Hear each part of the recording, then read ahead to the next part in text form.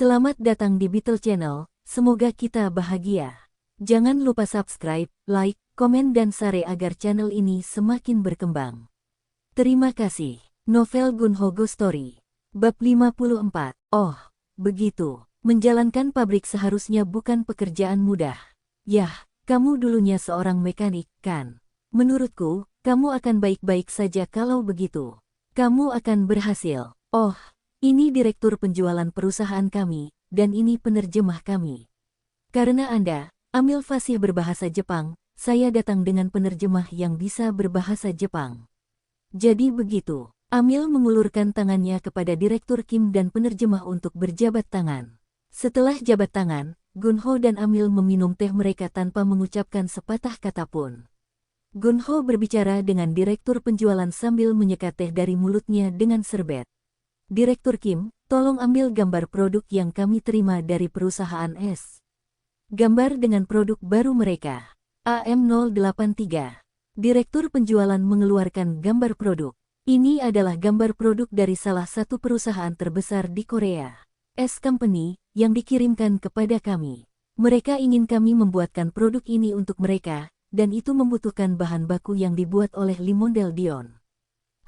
Kami membutuhkan Anda untuk mencampur beberapa bahan dan membuat senyawa yang disesuaikan untuk kami. Kami memiliki warna, daya tahan, dan kekerasan tertentu yang kami butuhkan. Ini adalah produk khusus yang berhubungan dengan uretan yang kami butuhkan, jadi itu harus produk Dion. Bisakah Anda membuatkan senyawanya untuk kami di sini? Saya ingin membuat sampel. Kami sudah memiliki cetakan yang diperlukan untuk itu. Setelah meminum minuman keras tersebut, Gunho mengambil sekuntum bunga dari hiasan yang diletakkan di atas meja dan menyerahkannya kepada Moriaiko. Moriaiko ragu-ragu untuk mengambilnya. Kamu bisa mengambilnya. Saat Mama San mengizinkannya mengambil bunga itu, Moriaiko mengambilnya dari Gunho dengan dua tangan. Arigato gozaimasu, terima kasih dalam bahasa Jepang. Setelah meminum segelas minuman keras lagi yang dia isi sendiri, Gunho berkata dengan tegas. Moriaiko, aku ingin menata rambutmu. Penerjemah tidak dapat memahami apa yang baru saja dikatakan Gunho. Tuan, apa yang Anda maksud dengan menaikkan rambutnya? Apakah Anda bermaksud mengangkat kepalanya? Direktur penjualan juga melihat ke arah Gunho dengan ekspresi bingung di wajahnya. Kamu bisa mengartikannya seperti yang kamu dengar, secara harfiah. Katakan padanya aku ingin menata rambutnya. Penerjemah menafsirkan apa yang dikatakan Gunho tanpa memahami maksudnya. Setelah penerjemah memberitahu Moriaiko apa yang Gunho katakan dalam bahasa Jepang, wajah Mama San mengeras. Moriaiko sedang duduk di lantai dengan wajah menghadap ke bawah, tapi dia terlihat terkejut juga. Mama San segera menenangkan diri dan tersenyum. Bagaimanapun, dia adalah nyonya rumah yang berpengalaman dan terampil. Hahaha. Kamu sering membuatku tertawa dengan lelukonmu, Gosajo-san. Aku tidak bercanda. Aku sungguh-sungguh. Apakah kamu serius? Ya, benar. Moriaiko, kenapa kamu tidak memberi kami waktu sebentar? Haiya dalam bahasa Jepang. Moriaiko meninggalkan ruangan setelah membungkuk. Ada prosedur tertentu dalam menata rambut geisha. Terlebih lagi, kamu adalah orang asing, Gosajo-san. Moriaiko adalah seorang maiko, geisha magang, dan dia adalah geisha penari. Dia berbeda dari biasanya geisha. Pada saat itu, penerjemah dan direktur penjualan sepertinya mengerti apa maksudnya menata rambutnya. Aku sangat serius, Mama San. Jika Anda benar-benar bersungguh-sungguh, mengapa Anda tidak berbicara dengan salah satu teman saya? Ji Yeon Choi. Karena Anda dan saya memiliki kendala bahasa untuk mendiskusikannya lebih dalam. Siapakah Ji Yeon Choi? Dia adalah pemilik restoran di distrik Akasaka di Tokyo. Dia adalah temanku. Hahaha. Bukankah dia seorang aktris terkenal dari Korea?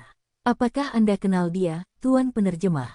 Aku tidak mengenalnya secara pribadi, tapi aku pernah bekerja paruh waktu di restoran itu, dan kudengar dia adalah aktris yang sangat terkenal di Korea.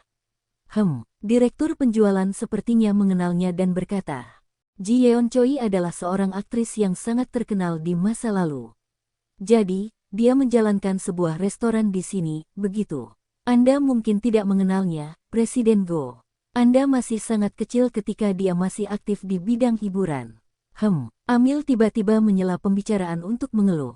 Jangan bersenang-senang tanpa aku dengan berbicara dalam bahasa Korea di antara kalian bertiga. Gunho tersenyum dan menempelkan gelasnya ke gelas Amil. Terima kasih, Mama San. Saya pasti akan berbicara dengan teman pemilik restoran Anda. Biarkan saya mengisi gelas Anda, Mama San. Mama San mengambil gelas minuman keras dan menempelkannya ke gelas Gunho. Hahaha, Gosajo-san, terima kasih atas pengertianmu. Kamu berwawasan luas dan gagah. Itu adalah hari di mana Gunho dijadwalkan untuk kembali ke Korea.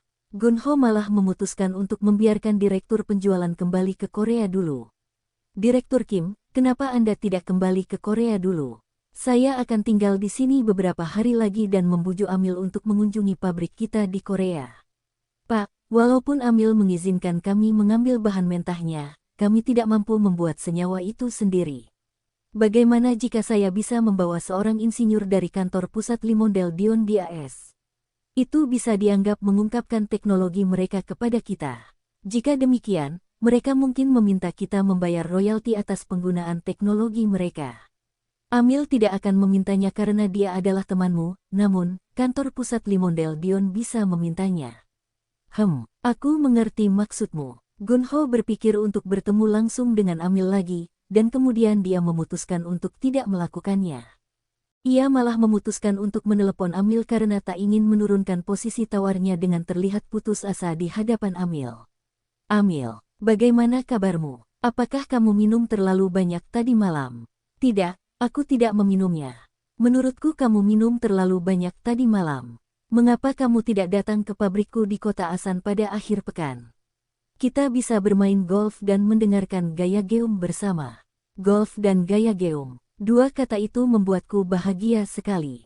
Tapi aku tidak bisa ke sana akhir pekan ini karena ada tamu yang datang dari kantor pusat akhir pekan ini, tapi mungkin aku bisa pergi akhir pekan depan. Gunho mengirim penerjemah itu pulang juga. Masa tinggal Gunho di Jepang bisa menjadi sangat tidak nyaman tanpa penerjemah karena dia tidak bisa berbahasa Inggris atau Jepang. Namun, dia tidak peduli karena tidak ada urusan penting yang harus dia urus di Jepang saat itu. Gunho sedang duduk di sebuah kafe di dalam New Otani Hotel sambil melihat ke ruang kosong ketika restoran Korea di Akasaka terlintas di benaknya. Nama pemiliknya adalah Ji Yeon Choi. Distrik Akasaka tempat restoran itu berada tidak jauh dari Hotel New Otani tempat Gunho menginap. Dia bisa berjalan ke sana dari hotel. Dia perlahan berjalan menuju restoran. Restoran tersebut merupakan restoran Korea yang mewah dan cukup besar dengan interior yang rapi. Setelah jam 1 siang, Gunho tiba di restoran. Tidak banyak pelanggan di dalam restoran karena saat itu sudah lewat jam makan siang. Gunho bertanya kepada salah satu staf bahwa dia ingin berbicara dengan pemiliknya. Dia tidak ada di sini sekarang. Kapan dia kembali? Dia biasanya mampir ke restoran setelah jam 8 malam untuk memeriksa penjualannya. Kalau begitu, bisakah kamu meninggalkan pesan padanya untukku? Tolong katakan padanya bahwa seseorang dari Seoul benar-benar perlu bertemu dengannya. Nama mana yang harus kuberitahukan padanya? Gunho memberikan kartu namanya kepada staf alih-alih menyebutkan namanya. Gunho melakukan jalan-jalan ke Roppongi Hills dan Meiji Jingu sampai malam hari itu sebelum dia kembali ke restoran di Akasaka. Ketika Gunho memasuki restoran, staf yang sama yang dia ajak bicara sebelumnya menyambutnya dan memberitahu dia bahwa pemiliknya ada di sana. Pemiliknya sedang berbicara dengan seorang pelanggan wanita. Dia mengenakan mantel mahal, dan dia bergaya, pakaian dan penampilannya sepertinya menunjukkan bahwa dia pernah menjadi aktris terkenal. Permisi, Nona, apakah Anda Ji Yeon Choi? Ya, itu aku. Apakah kamu orang yang mampir ke sini tadi hari? Ya, benar. Silahkan duduk. Pemiliknya menunjukkan tempat duduk kepada Gunho. Terima kasih. Apakah kamu kenal baik nyonya rumah bar di kota Shinjuku? Segawa Jongko, bagaimana kamu tahu itu? Saya menerima telepon darinya. Dia bertanya apakah Presiden Go dari GH Mobile datang. Ah, benarkah? Gunho merasa tidak nyaman untuk terus berbicara lebih jauh karena ada wanita lain yang hadir di meja yang sama. Wanita itu sedang menatap Gunho sebelum dia berbicara dengannya. Tuan, mungkinkah Anda mengenali saya? Gunho memandang pelanggan wanita itu. Dia tampak familiar. Aku yakin aku pernah bertemu denganmu di suatu tempat. Oh, kota Hanam benar. Saya Mi Hyang yang dari bar rahasia di kota Hanam. Ji Yeon Choi ini saudara perempuan saya. Saya datang ke Jepang untuk berbelanja dan ingin bertemu saudara perempuan saya sebelum kembali ke Korea.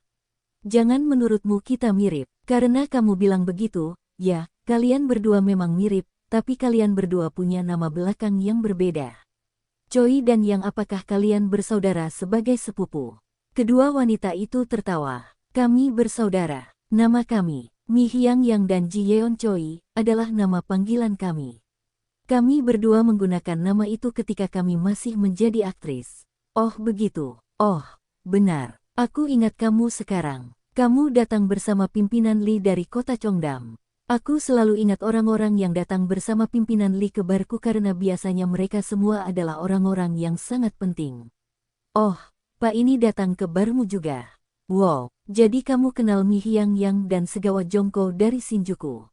Saya pergi ke tempat-tempat itu karena suatu alasan. Saya biasanya tidak pergi ke tempat-tempat seperti itu. Tentu saja, karena kamu seorang pengusaha, kamu pergi ke sana untuk urusanmu. Itu benar. Ngomong-ngomong, kenapa Segawat Jongko meneleponku? Dia wanita yang sombong. Dia tidak peduli jika kamu bukan seorang miliarder atau orang berkuasa seperti pejabat tinggi pemerintah atau semacamnya. Sebelum Gun Ho bisa menjawab, Ji Yeon Choi, Mi Hyang yang berdiri untuk pergi. Kak, sebaiknya aku pergi sekarang. Ada seseorang yang menungguku di hotel. Aku terpaksa meninggalkan kalian berdua. Tuan, kalau sudah kembali ke Korea, sebaiknya mampir ke barku ya. Aku akan melakukannya. Terima kasih. Gun Ho berdiri untuk melihatnya pergi. Setelah Mi Hyang yang meninggalkan restoran, pemilik restoran, Ji Yeon Choi, membawa Gun Ho ke sebuah kamar di restoran tersebut. Ruangan itu didekorasi dengan layar lipat bersulam gaya Korea. Ini nyaman. Seorang staf membawakan apel di piring. Jadi, apa yang ingin kamu bicarakan denganku? Saya ingin menjadi sponsor Moriaiko, geisha penari di Shinjuku. Ji Yeon Choi memandang Gun Ho dengan ekspresi heran di wajahnya. Setelah beberapa saat, Ji Yeon Choi menenangkan diri dan tersenyum. Aku sebenarnya belum pernah melihat Moriaiko secara langsung. Namun, kudengar bar tersebut semakin banyak pelanggannya karena Moriaiko. Gun Ho mengambil sepotong apel dari piring. Tahukah Anda tentang kualifikasi yang diperlukan untuk menjadi sponsor seorang geisha? Saya tidak yakin apakah Anda pernah menonton film Geisha yang disutradarai oleh Zhang Yimou. Film itu juga berbicara tentang sponsor seorang geisha. Untuk menjadi sponsor sebuah geisha, kamu harus menjadi sangat kaya dan kamu juga harus menjadi seseorang yang membuat geisha jatuh cinta. Namun, kekayaanmu tidak boleh bersifat sementara. Kamu harus bertanggung jawab secara finansial atas geisha seumur hidupnya. Terlebih lagi, kamu harus dicintai oleh geisha. Aku pernah mendengar cerita tentang seorang geisha yang jatuh cinta pada seorang geisha, sponsor pria barat, namun, aku belum pernah mendengar ada pria Korea yang membuat geisha jatuh cinta. Orang Jepang biasanya meremehkan orang Korea, mungkin itu sebabnya geisha, gadis Jepang sulit jatuh cinta pada pria Korea. Sejak kamu bergaul dengan Ketua Lee, aku tahu kamu adalah pria yang sangat kaya. Namun, masih sangat sulit untuk mengambil tanggung jawab mengurus geisha secara finansial selamanya. Saya sarankan Anda menyerah. Saya tahu untuk apa saya mendaftar. Bisakah kamu membelikannya kondominium 20 pyung yang berlokasi di Tokyo? Jika itu yang dia inginkan, ya, tentu saja. Kurasa kamu serius dengan hal ini. Sebuah kondominium di Chiyoda, Tokyo berharga lebih dari 50 juta won Korea per pyung. Selain itu, geisha pasti jatuh cinta padamu, dan itu bukan sesuatu yang orang lain bisa tentukan, terserah pada geisha itu. Kalau geisha itu memilihmu, bisakah kamu menjaganya dan memberinya kasih sayang selamanya?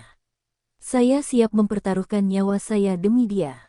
Bersambung, terima kasih telah menyaksikan dan mendukung channel ini.